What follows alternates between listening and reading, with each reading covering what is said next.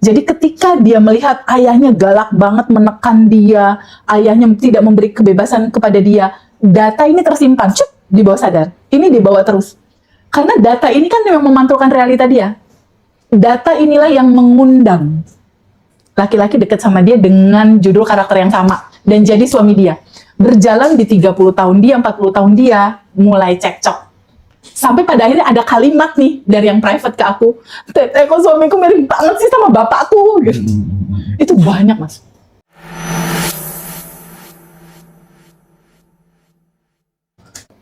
Saya korban lagu galau. Oh iya, bodoh ya. Aku dulu juga. Iya, aku dulu juga pernah kayak gitu tuh. Iya. Makanya katanya siapa ya? Katanya Bosman deh kalau nggak salah. Dia bilang orang cerdas itu hanya mengatakan sesuatu yang ingin terjadi di dalam hidupnya aja gitu. Betul banget. Iya. Ya, jadi sahabat semuanya, kita terus bertumbuh, kita terus bertransformasi, dan next ke depan barangkali kita akan menghadirkan sebuah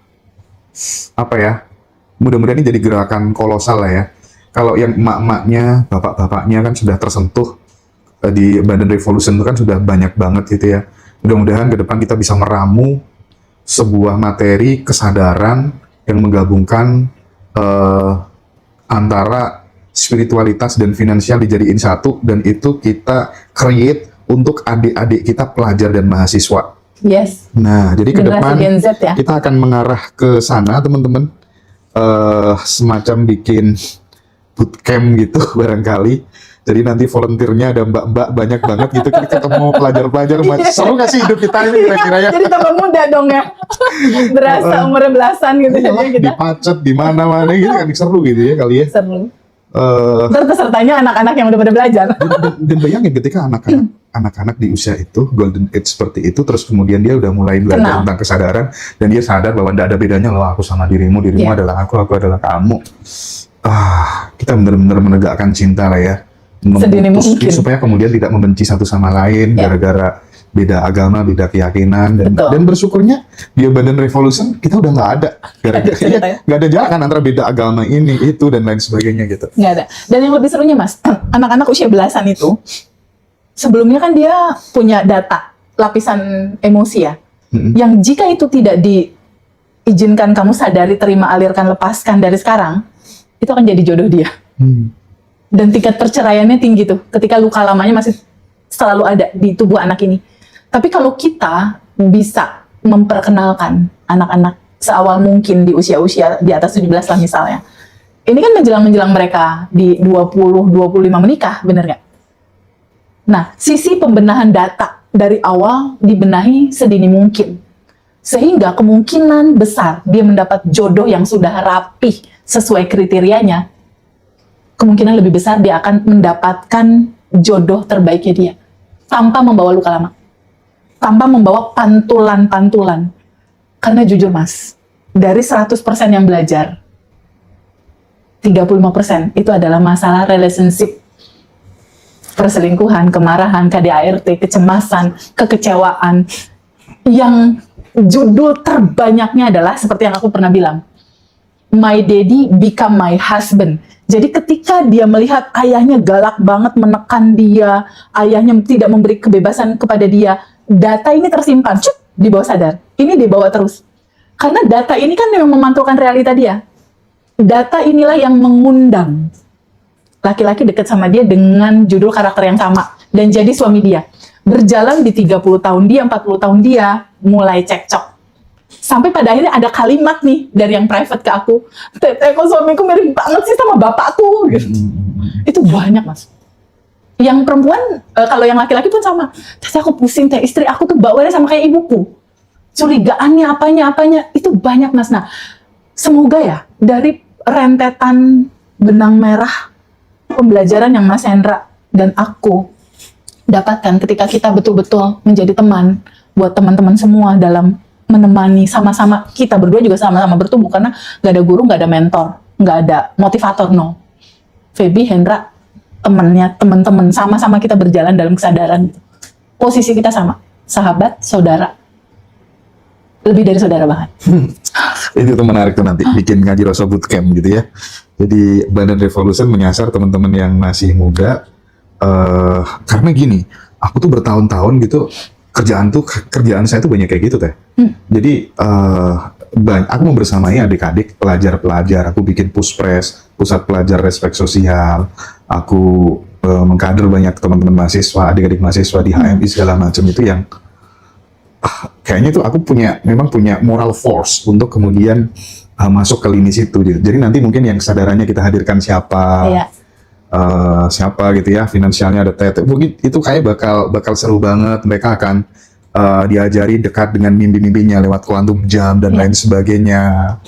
Mereka akan kita kasih semacam kayak quote yang itu bisa menjadi proposal hidupnya kepada Tuhan. Jadi dia hidup tuh kayak punya tujuan yang pegangan jelas gitu gitu ya, kira-kira rule-nya akan seperti apa gitu. Wah, ini kayaknya akan sangat mengena gitu ya. Banget. Masa depan Indonesia akan terlihat cerah gitu ya. Dan itulah perannya Hendra dalam hidup ini.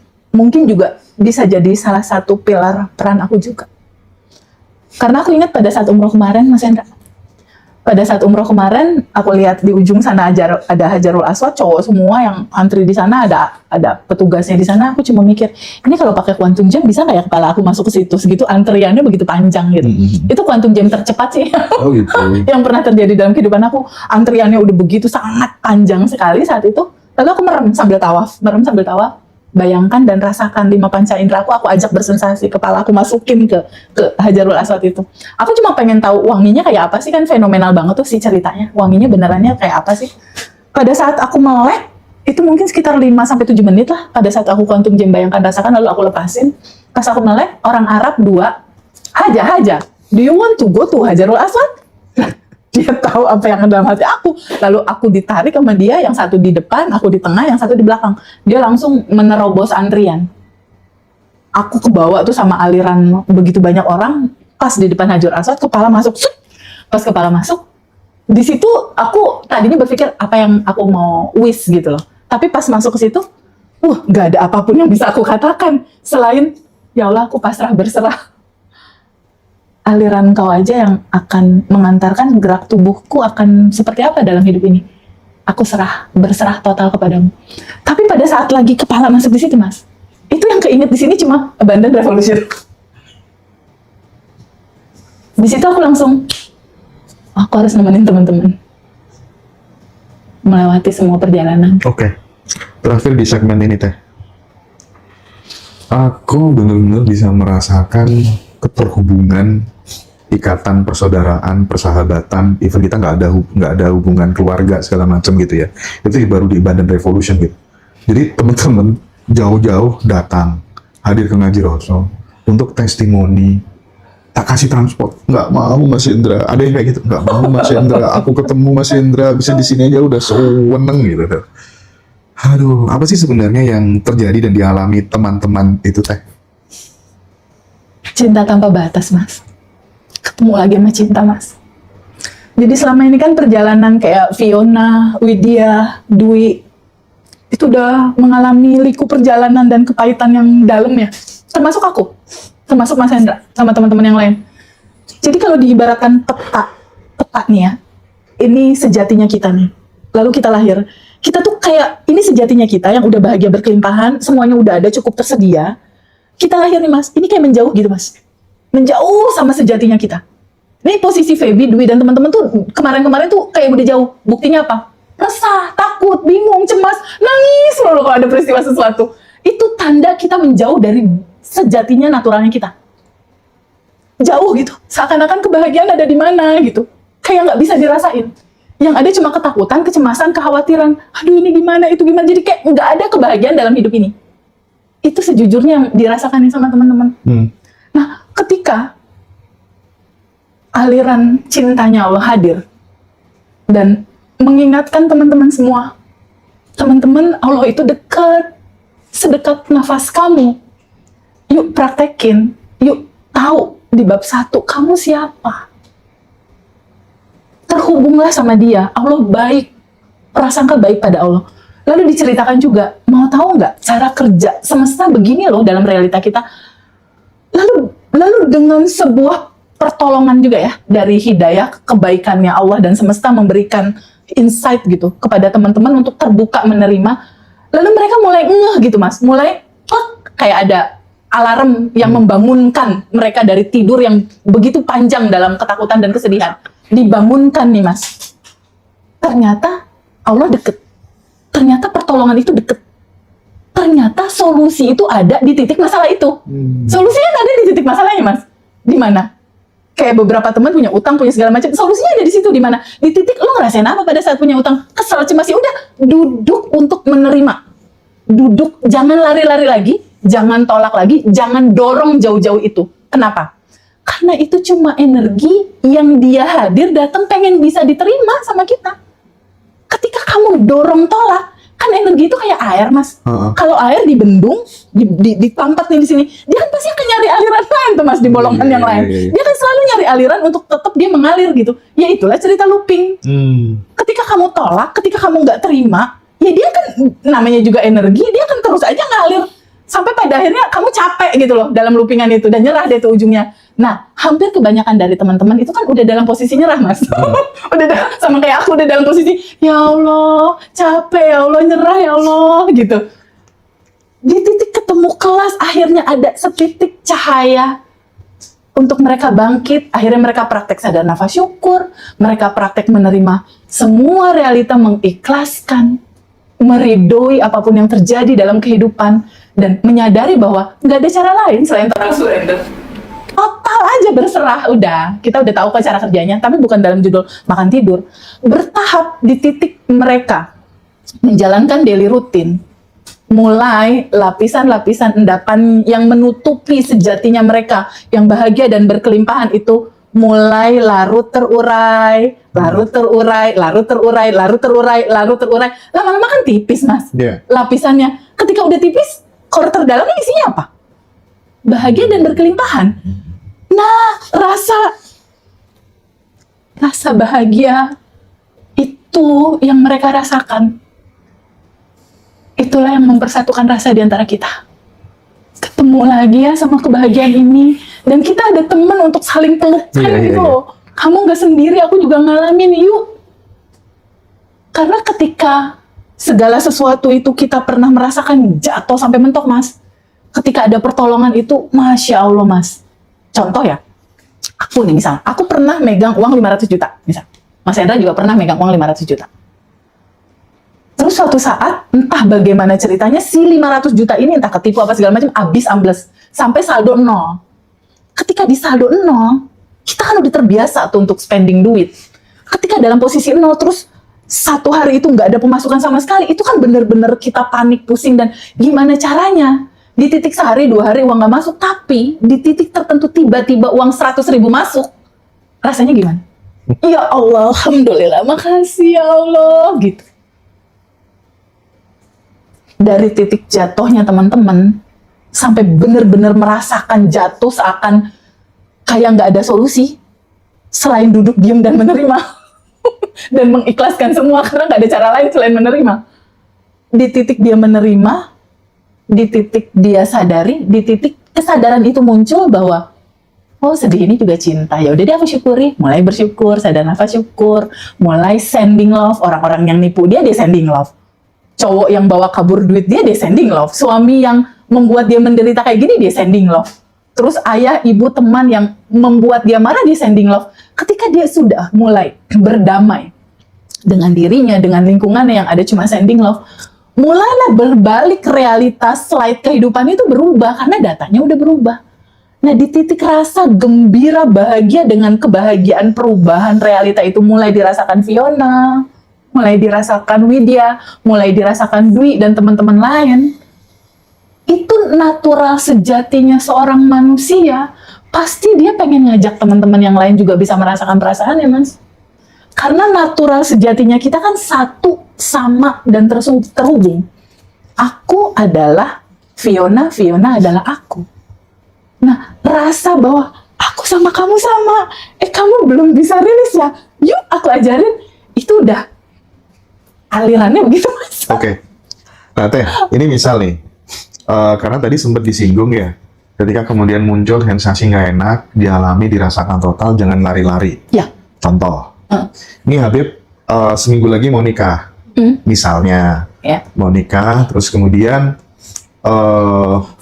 sebelum dia bertunangan itu, dia udah pacaran nih sama cewek yang lain, dan ternyata ceweknya baru ngaku kalau hamil misalnya. Allah, oke. Sementara dia udah mau nikah nih sama si cewek yang baru. Nah, kan takut dia. Takut gimana ini?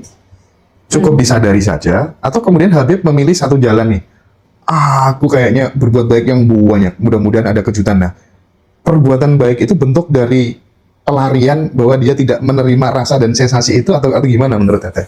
Ya. Dia kan harapannya ini sebagai tolak bala nih, biar nggak terjadi sesuatu nih. Karena ada tuh konsep kayak Ya, gitu. ya, Kayak ya, di gimana? umum ada konsep tolak bala kayak gitu. Gimana? Jadi gini Mas, ketika alurnya seperti yang tadi diceritain, kayaknya Habib nyimak banget deh. Nyimak banget ya. Ini kisah real sahabatku sebenarnya. Oke. Cuman aku ganti nama jadi Habib. Oke, ketika ada sebuah realita yang seperti alurnya seperti tadi, frame-nya itu agak luas Mas, kita harus lihatnya. Ketika dia mau menikah sama seseorang, tiba-tiba pacar lamanya hamil dan dia harus mempertanggungjawabkan apakah yang harus dia lakukan, apakah dia harus tolak bala, ataukah perlu disadari, ataukah seperti apa gitu kan. Kalau di titik kesadaran yang sekarang, ketika ada fenomena itu terjadi, start pertama yang paling penting untuk dilakukan adalah rasanya Habib apa ketika realita itu ada. Misal, ketakutan, kekecewaan, kekhawatiran. Realita di 2025 ini, dia nggak tunggal, Mas. Ini hanya pantulan. Kalau kamu, Habib, cuma menyelesaikan poin cerita di 2025, akarnya nggak akan selesai.